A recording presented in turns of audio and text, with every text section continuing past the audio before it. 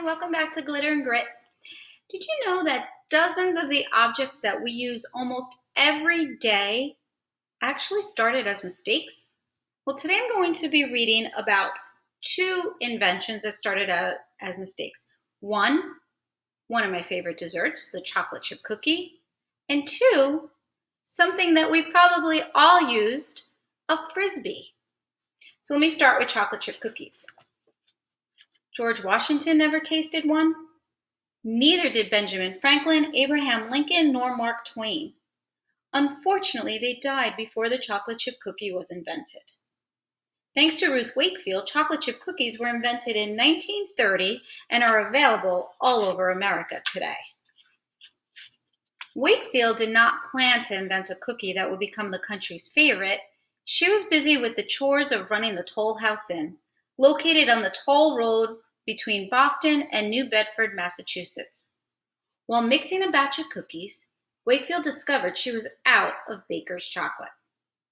As a substitute, she broke some semi-sweetened chocolate into small pieces and added them to the dough.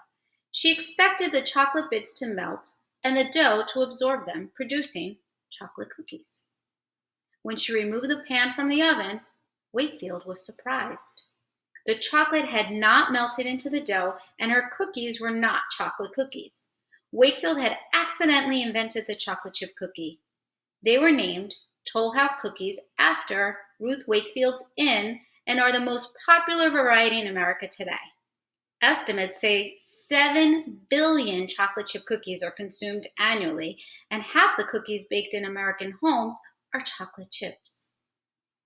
These popular treats have been provided full-time jobs. Some vendors sell nothing but chocolate chip cookies.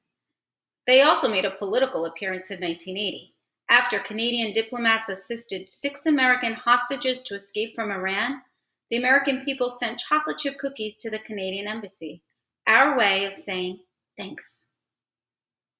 So if you'd like to make some chocolate chip cookies, just buy a bag of chocolate chips from Nestle Foods for the original Toll House cookies, and you'll find the recipe on the back.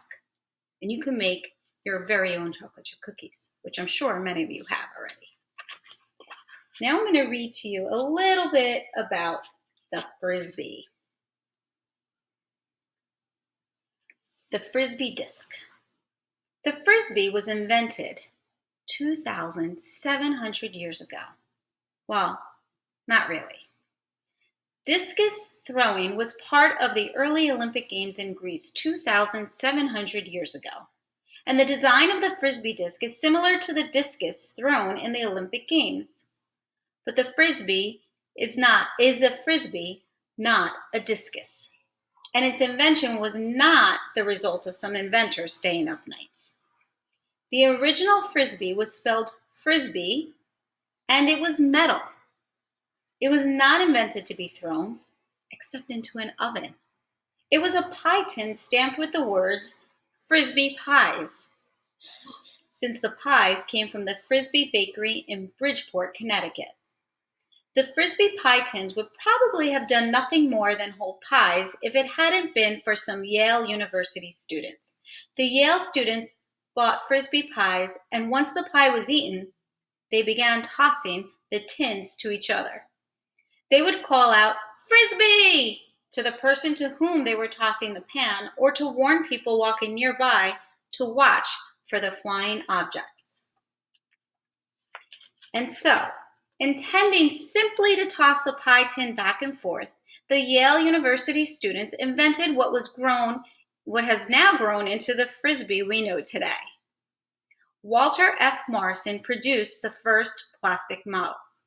The Wham-O Manufacturing Company of San Gabriel, California, began manufacturing Frisbee discs in the mid-1950s, and since 1957 has made 16 models. Now about 30 companies make flying discs. There are flying disc clubs, tournaments, champions, a world association, and a publication just for flying disc enthusiasts. The National Frisbee Disc Festival is held each September. The Guinness Book of World Records reports that the record time for keeping a flying disc aloft was set by Don Kane on May 26, 1984. I wonder if that's changed. when he kept one in the air for 16.72 seconds. Disc play is good exercise. It's fun, it's easy, yet challenging. It doesn't cost much, and best of all, it's a sport you can enjoy with your favorite dog.